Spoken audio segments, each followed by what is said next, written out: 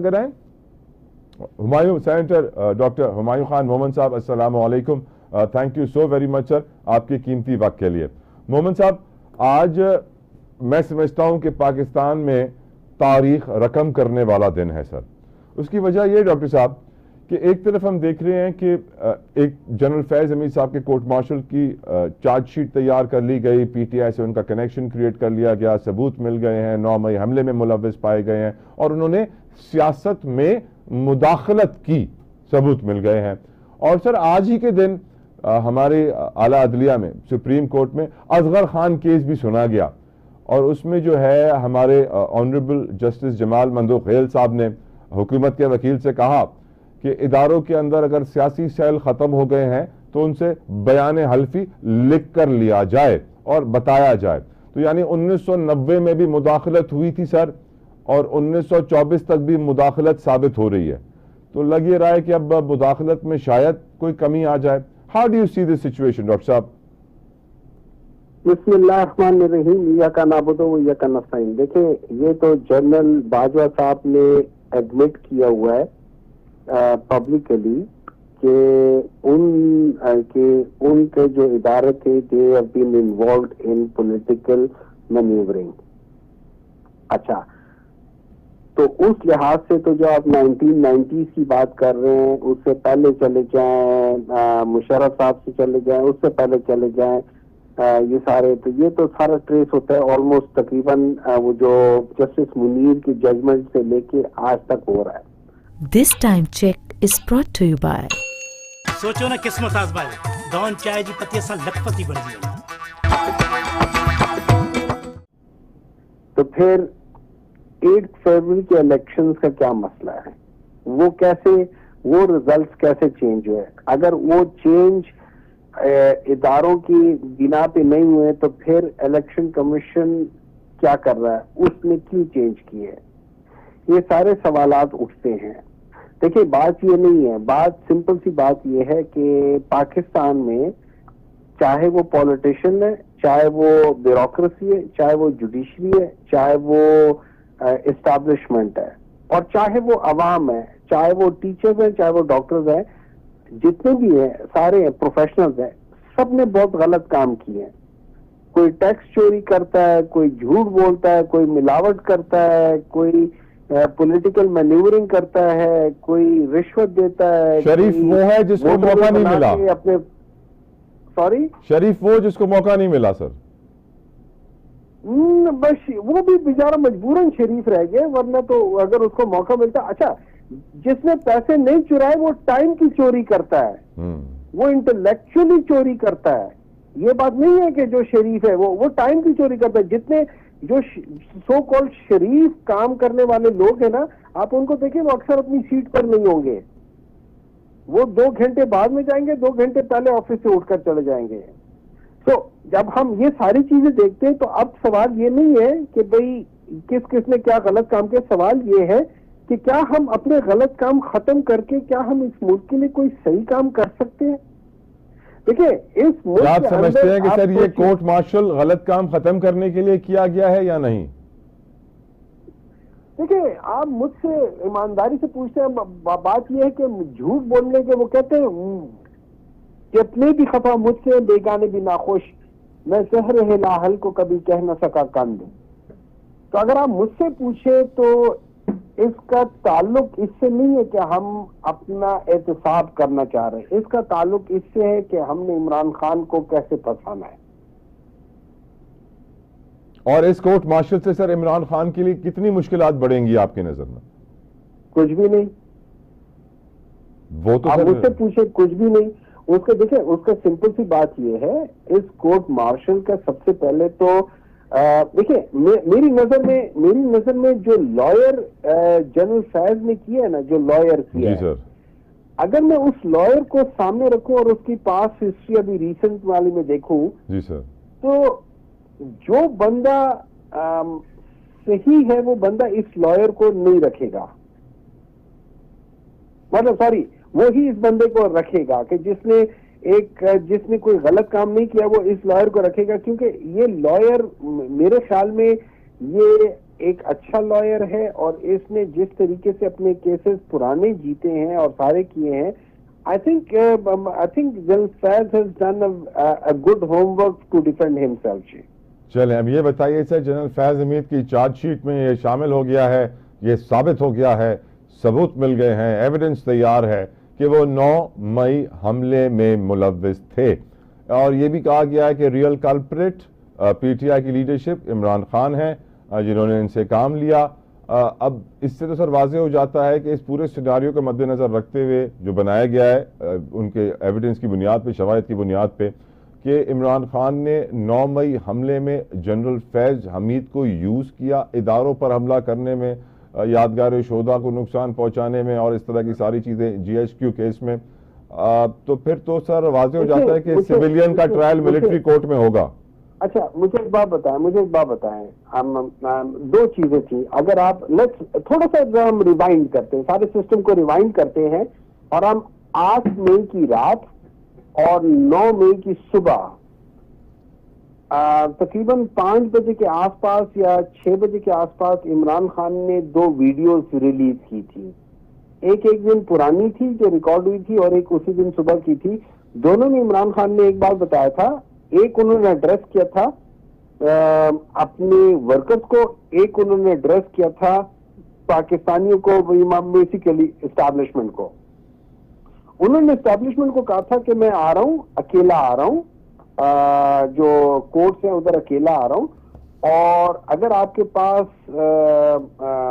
मेरे वारंट है गिरफ्तारी के, तो आप मुझे वारंट गिरफ्तारी दिखा के मुझे गिरफ्तार कर ले, मैं उसके लिए आ रहा हूं।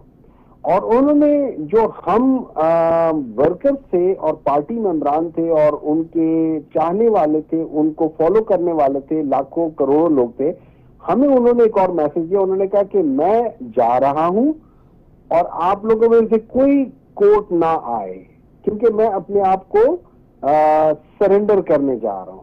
तो ये उनके अल्फाज थे।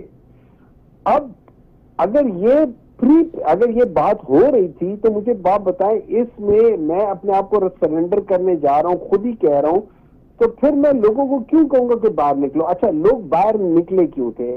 वो जिस तरीके से वो एक विजुअल्स आए थे कि उनको जिस तरीके से पकड़ा गया था, जिस तरीके से वो कोर्ट के अंदर तोड़फोड़ की गई थी, जिस तरीके से उनको घसीटा गया था, सर पे मारा गया, सो ऑन, उन विजुअल्स की वजह से लोगों के अंदर एक क्या कह सकते हो, गुस्सा, गम, और उसकी बेसिस पे लोग बाहर निकले। तो ये एक जो जिस तरीके से उनके साथ बर्ताव किया गया था, वो एक इश्तियाल अंगेजी का तरीका था, और उसकी बेसिस पे लोगों को एक किस्म का इश्तियाल दिया गया था। अब लोगों ने ऑब्वियसली, जब आप किसी से मोहब्बत करते हो, किसी को चाहते हो, उसके साथ इस तरीके से आज ये बताया जा रहा है कि वो इश्तियाल जनरल फैज हमीद ने दिलाया और हमला करवाया।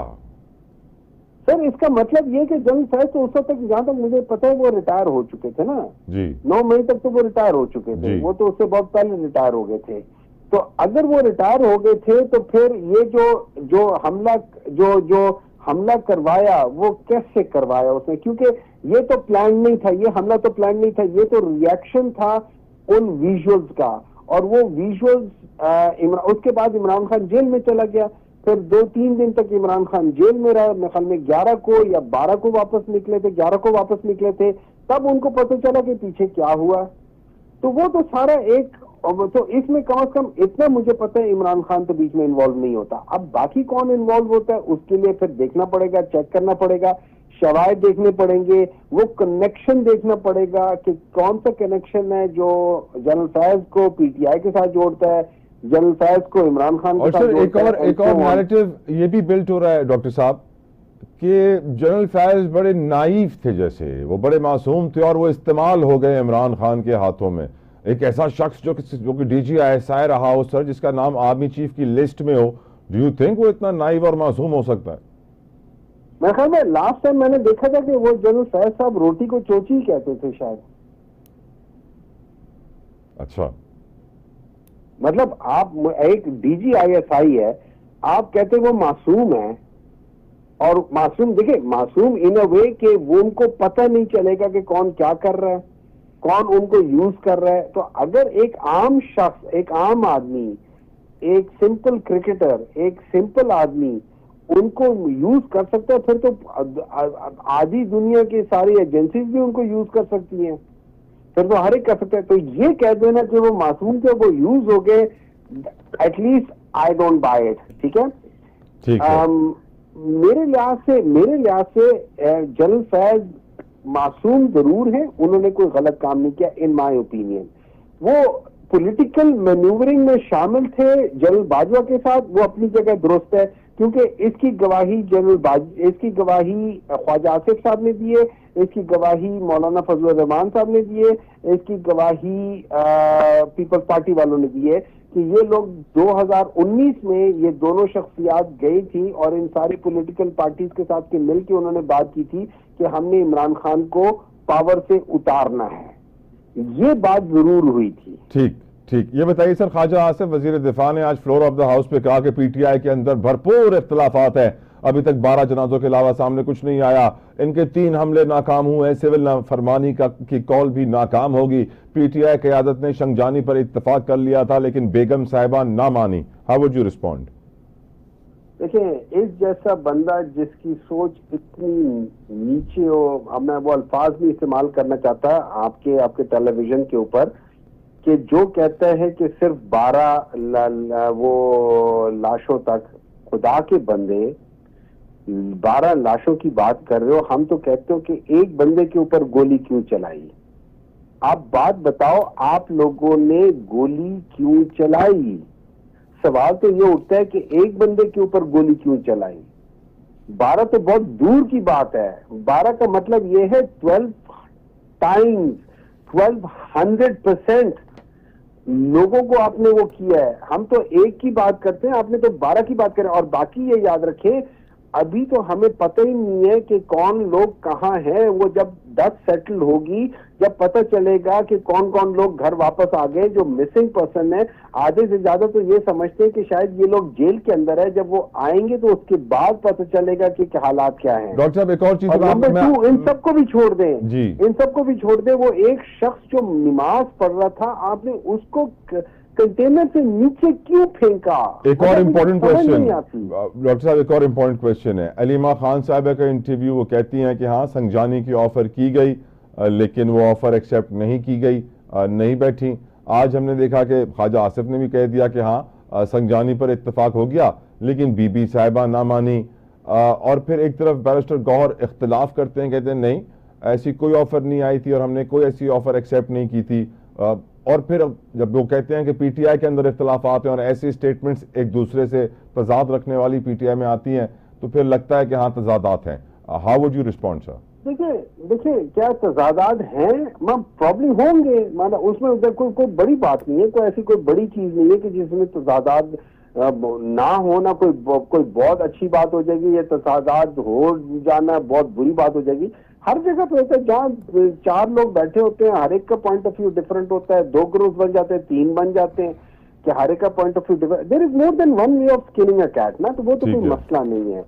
अब बात जो जितना मैंने सुना है, इल्म है, उसमें यह था कि संजानी की बात हुई थी, प्रॉब्ली कहा गया था कि वहां पे कर लो। अब ये बैरिस्टर साहब के तहत बात हुई है। अब उन्होंने शायद, अब जो मैंने सुना है, मैं उसकी बात बता रहा हूँ, कितना सच है कितना झूठ है ये बाद में पता चल जाएगा।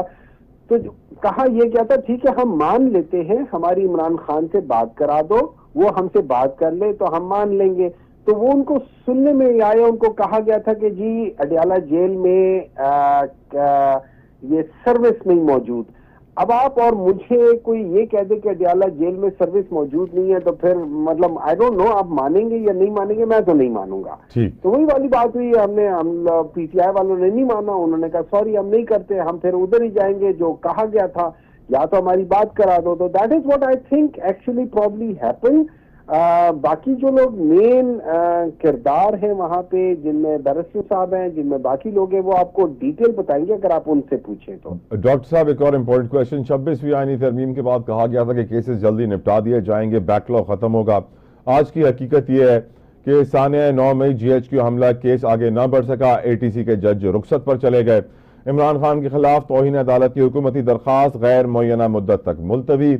और हम ये भी जानते हैं कि सिविलियन का मिलिट्री कोर्ट में ट्रायल, वजारत दिफा के वकील बीमार हो गए, ख्वाजा हारिस समात मुलतवी।